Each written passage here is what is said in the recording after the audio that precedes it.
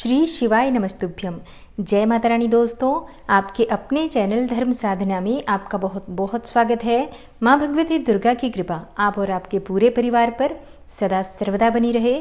दोस्तों, सावन का महीना भगवान शिव को अत्यंत ही प्रिय है और इस महीने में भगवान भोलेनाथ की पूजा आराधना करने से सभी प्रकार की कामनाएं पूर्ण होती हैं। तो ये महीना जितना भगवान भोलेनाथ को प्रिय है, उससे कहीं ज़्यादा भगवान भोलेनाथ के भक्तों को प्रिय होता है। और पूरे वर्ष भर हम इंतजार करते हैं कि सावन का महीना आएगा और भगवान भोलेनाथ की आराधना करेंगे, उनका अभिषेक करेंगे। कारण यह है कि इस महीने में की गई जो पूजा होती है भगवान भोलेनाथ की, उसका पुण्य फल हमें वर्ष पर्यंत तक प्राप्त होता रहता है। और जैसे हम पूरे वर्ष भगवान भोलेनाथ की पूजा आराधना करते हैं, उससे कहीं ज़्यादा सावन मास में किए गए पूजा का फल हमें प्राप्त होता है। इसलिए सावन का महीना मनोकामनाओं को पूर्ण करने वाला महीना माना गया है। शास्त्रों में इस महीने को सबसे पावन मास माना गया है। और सावन के महीने में भगवान भोलेनाथ को प्रसन्न करने के लिए व्रत धारण करते हैं, पूजा करते हैं, अभिषेक करते हैं, मंदिरों में जाकर भगवान के दर्शन करते हैं। ये बहुत ही श्रेष्ठ माना जाता है। लेकिन आज की वीडियो में मैं आपसे शेयर करने वाली हूँ कुछ बहुत ही महत्वपूर्ण नियम, जिनका पालन अगर आप इस सावन के महीने में करते हैं तो शास्त्रों के अनुसार पूरे सावन मास अगर हम किसी भी एक नियम का पालन करते हैं तो सावन समाप्त होने से पहले ही हमारी मनोकामना चाहे कोई भी हो, पूर्ण अवश्य हो जाती है।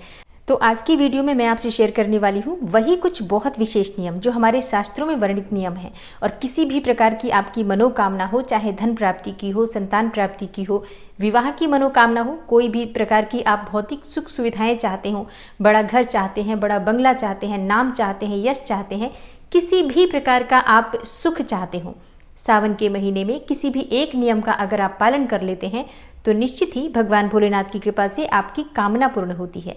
तो आज की वीडियो बहुत महत्वपूर्ण है, इसलिए वीडियो को पूरा ज़रूर देखिए। और अगर आपको आज की वीडियो अच्छी लगे तो लाइक भी ज़रूर कीजिए, शेयर भी ज़रूर कीजिए फैमिली फ्रेंड्स के साथ। और चैनल पर पहली बार आए हैं, अगर अभी तक आपने चैनल को सब्सक्राइब नहीं किया है तो आज की वीडियो अगर आपको अच्छी लगे तो चैनल को सब्सक्राइब ज़रूर कर लीजिए और बेल बटन को भी प्रेस कर लेंगे। तो इससे ये होगा कि इस चैनल पर जो नई वीडियो अपलोड होंगी उनकी नोटिफिकेशन आपको सही समय पर प्राप्त हो जाएगी। तो बात करते हैं कि हमें किस प्रकार से सावन के महीने में पूजा आराधना करनी चाहिए और कौन से वो महत्वपूर्ण नियम हैं जिनका हमें पालन सावन के महीने में ज़रूर करना चाहिए। देखिए, अगर सावन के महीने में हम पूजा की बात करें तो जिस प्रकार से भी आप भगवान शिव की पूजा आराधना करते हैं, जैसे कि हम सभी जानते हैं कि भगवान शिव को अभिषेक बहुत प्रिय है। तो भगवान भोलेनाथ का अभिषेक किया जाता है। इसके बाद भांग, धतूरा, बिल्वपत्र, अक्षत, चंदन, भस्म इत्यादि से भगवान शिव का श्रृंगार किया जाता है, पूजा आराधना की जाती है। तो जिस प्रकार से भी आप पूजा करना चाहते हैं, बिल्कुल आप उसी प्रकार से पूजा करेंगे। लेकिन इस पूरे महीने में कोई ऐसा कार्य, कोई ऐसा नियम लीजिए जो आप प्रतिदिन जरूर करेंगे। जैसे कि सबसे पहले बात करते हैं भगवान भोलेनाथ के अभिषेक के बारे में। तो जैसे आप पूरे महीने कोई एक द्रव्य ले लीजिए, उसी द्रव्य से आप भगवान भोलेनाथ का अभिषेक कर सकते हैं। जैसे कि आपके पास पंचामृत उपलब्ध हो और प्रतिदिन आपके पास पंचामृत उपलब्ध हो, ऐसी व्यवस्था अगर आपके पास है तो पूरे महीने आप पंचामृत से भगवान भोलेनाथ का अभिषेक कीजिए। या अपनी मनोकामना जो है आपकी, उस मनोकामना के अनुकूल आप कोई एक द्रव्य चुनकर उसी द्रव्य से प्रतिदिन भगवान भोलेनाथ का अभिषेक कीजिए। जैसे कि आप कच्चे दूध से अभिषेक कर सकते हैं भगवान भोलेनाथ का, गन्ने के रस से अभिषेक कर सकते हैं, अनार के रस से अभिषेक कर सकते हैं और केसर मिश्रित दूध से आप अभिषेक कर सकते हैं। ये अलग अलग कामनाओं के लिए ये द्रव्य भगवान शिव को अर्पित किए जाते हैं। तो इसके लिए मैं वीडियो आपको कल अपलोड कर दूंगी चैनल पर कि किस द्रव्य से अभिषेक करने से आपको किस फल की प्राप्ति होती है। और हाँ, ये सभी चीज़ें शिव पुराण में वर्णित है। तो अगर आपके पास शिव पुराण है तो आप स्वयं से पढ़कर भी देख सकते हैं कि आपकी कामना क्या है और आप किस द्रव्य से भगवान शिव का अभिषेक करें। लेकिन पंचामृत एक ऐसा द्रव्य है जिससे अभिषेक करने से आपके मन की समस्त कामनाएं पूर्ण हो जाती हैं।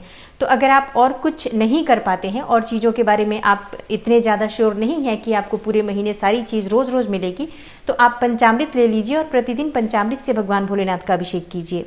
मतलब आप एक नियम बनाइए कि जलाभिषेक में आप प्रतिदिन एक ही द्रव्य का उपयोग करेंगे। इस प्रकार से आप इस नियम के द्वारा पूरे महीने भगवान शिव की आराधना कीजिए। बाकी चीज़ें चाहे आप कोई सी भी अर्पित करते हैं, कभी कुछ मिलता है, कभी कुछ नहीं मिलता है, लेकिन जो नियम आप ले रहे हैं जिस द्रव्य से अभिषेक का, वो आपके पास प्रतिदिन हो, ऐसी व्यवस्था आप जरूर रखिए।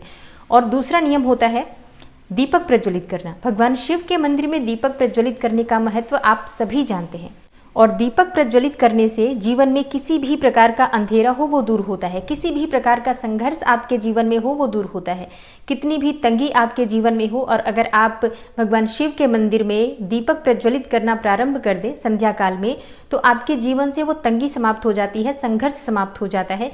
कितने भी अंधेरे में घिरे हुए हों आप और आपको बाहर निकलने का रास्ता नहीं मिलता है, दीपक प्रज्वलित करना शिव मंदिर में प्रारंभ कीजिए और देखिए आप किस तरह से अंधेरे से बाहर निकलते हैं, आपको रास्ता भी मिलता है और आपको मंजिल भी मिलती है। तो इसलिए शिव मंदिर में आप दीपक प्रज्वलित करने का नियम ले सकते हैं। प्रतिदिन संध्या काल में जाकर भगवान शिव के मंदिर में दीपक प्रज्वलित करना है, मतलब करना है। इस नियम को आप प्रतिदिन के लिए पूरे सावन मास के लिए कर लीजिए। और अगला नियम आप ले सकते हैं बिल्व पत्र भगवान भोलेनाथ पर अर्पित करने का। अब देखिए, बिल्व पत्र तो सभी अर्पित करते हैं। सावन के महीने में तो हर व्यक्ति अपनी शक्ति सामर्थ्य के अनुसार बिल्व पत्र अर्पित करने का पूरा प्रयास करता है। लेकिन अगर आप नियम के अनुसार भगवान भोलेनाथ को बिल्व पत्र अर्पित करना प्रारंभ करें, जैसे कि प्रतिदिन 21 बिल्व पत्र या 108 बिल्व पत्र, जितना भी आपके पास उपलब्ध हो और प्रतिदिन उतनी मात्रा में ही उपलब्ध हो सके, अगर इस प्रकार का आपके पास व्यवस्था है तो आप प्रतिदिन एक निश्चित संख्या में बिल्व पत्र ले लीजिए। उस बिल्व पत्र पर राम राम राम लिखिए। आप सफेद चंदन से लिख सकते हैं, लाल चंदन से लिख सकते हैं और बिल्व पत्र के तीनों पत्तों पर आपको राम लिखना है और ये सभी पत्ते भगवान शिव को एक एक करके अर्पित करना है। और आप चाहें तो इन सभी बिल्व पत्र की एक माला बना लीजिए और प्रतिदिन बिल्व पत्र पर राम राम लिखकर माला अर्पित करने का एक नियम ले लीजिए कि भगवान शिव को बिल्व पत्र की माला हम प्रतिदिन अर्पित करेंगे। तो इस प्रकार से आप इस नियम का पालन कर सकते हैं।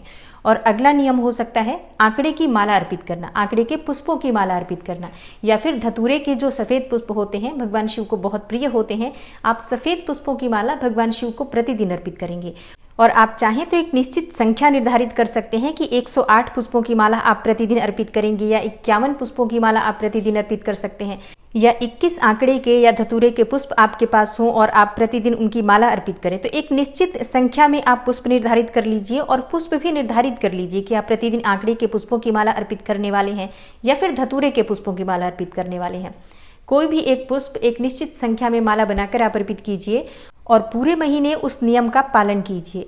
और अगला नियम आप ले सकते हैं कि कोई भी पूजा की एक वस्तु जो भगवान शिव को अत्यंत ही प्रिय है, कोई भी एक वस्तु आप पूजा की सामग्री में से प्रतिदिन 108 की संख्या में शिवलिंग पर अर्पित करेंगे। वो चाहे तो आप चावल के दाने ले सकते हैं जो बिल्कुल भी टूटे हुए ना हो, अखंडित चावल जो होते हैं, साबुत चावल जिसे अक्षत कहा जाता है, आप प्रतिदिन 108 की संख्या में अर्पित कर सकते हैं। या अगर आपके पास बिल्व पत्र 108 की संख्या में प्रतिदिन उपलब्ध हो सकते हैं तो आप बिल्व पत्र ले सकते हैं, आंकड़े के पुष्प ले सकते हैं या फिर आप धतूरे का पुष्प ले सकते हैं। कोई भी ऐसी वस्तु जो प्रतिदिन आपको 108 की संख्या में उपलब्ध हो पाती है पूरे सावन मास, उस वस्तु का आप नियम बना सकते हैं और प्रतिदिन भगवान शिव की पूजा में जब आप पूरी पूजा कर लेते हैं तब उस वस्तु को एक एक करके ओम नमः शिवाय का जप करते हुए अर्पित करना चाहिए। और अगला नियम आप ले सकते हैं कोई भी एक स्तोत्र, कोई भी एक पाठ प्रतिदिन करेंगे, इस प्रकार का नियम। जैसे कि आप पूरे महीने में प्रतिदिन शिव सहस्त्रनाम का पाठ कर सकते हैं या फिर शिव रुद्राष्टकम का पाठ कर सकते हैं। शिव पुराण का पाठ आप पूरे सावन मास अगर नियमित तौर पर करते हैं तो अत्यंत ही श्रेष्ठ होगा। इसके अलावा भी आप कोई भी भगवान शिव को जो प्रिय है स्तोत्र या मंत्र, जैसे कि आप शिव तांडव स्तोत्र का पाठ प्रतिदिन करते हुए अभिषेक कर सकते हैं भगवान भोलेनाथ का, तो अत्यंत ही श्रेष्ठ होगा। तो इस प्रकार से आप किसी भी एक पाठ का नियम जरूर लीजिए जिसे आप प्रतिदिन सावन में जरूर भगवान शिव की कृपा पाने के लिए पढ़ेंगे। तो अगर आप इस प्रकार का कोई भी एक नियम लेते हैं तो निश्चित ही आपकी जो भी मनोकामना होती है भगवान शिव की कृपा से पूर्ण होती है। लेकिन जब भी आप नियम लेते हैं तो उस नियम का पालन पूरी निष्ठा पूर्वक करना चाहिए, पूरे श्रद्धा भाव से करना चाहिए। और सबसे बड़ी बात, मन में किसी भी प्रकार का संशय नहीं होना चाहिए। आपको पूरा विश्वास होना चाहिए कि हम भगवान शिव की शरण में आए हैं, भगवान शिव की आराधना कर रहे हैं, तो भगवान भोलेनाथ निश्चय ही हमसे प्रसन्न होंगे और हमारी जो भी मनोकामना होगी वो पूर्ण होगी।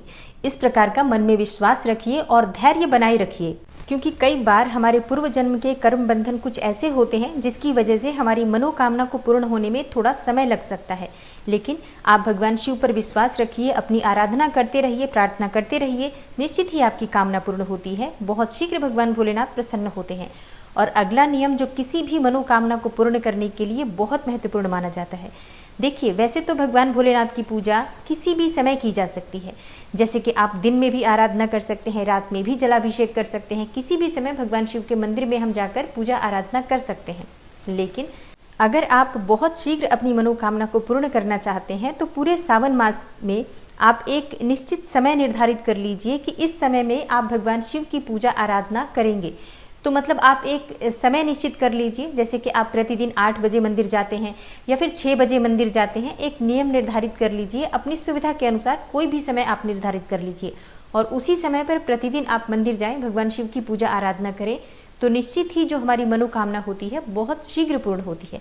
देखिए, समय का बहुत महत्व होता है, समय से किया गया कार्य बहुत शीघ्र फलीभूत होता है। इसलिए अगर आप कोई भी प्रार्थना बहुत शीघ्र चाहते हैं कि पूर्ण हो, तो इसके लिए एक निश्चित समय निर्धारित कर लीजिए अपनी सुविधा के अनुसार। दोस्तों, आज जो मैंने आपको नियम बताए हैं, ये कुछ ऐसे नियम हैं जिनका पालन करने से हमारी मनोकामना बहुत शीघ्र पूर्ण होती है।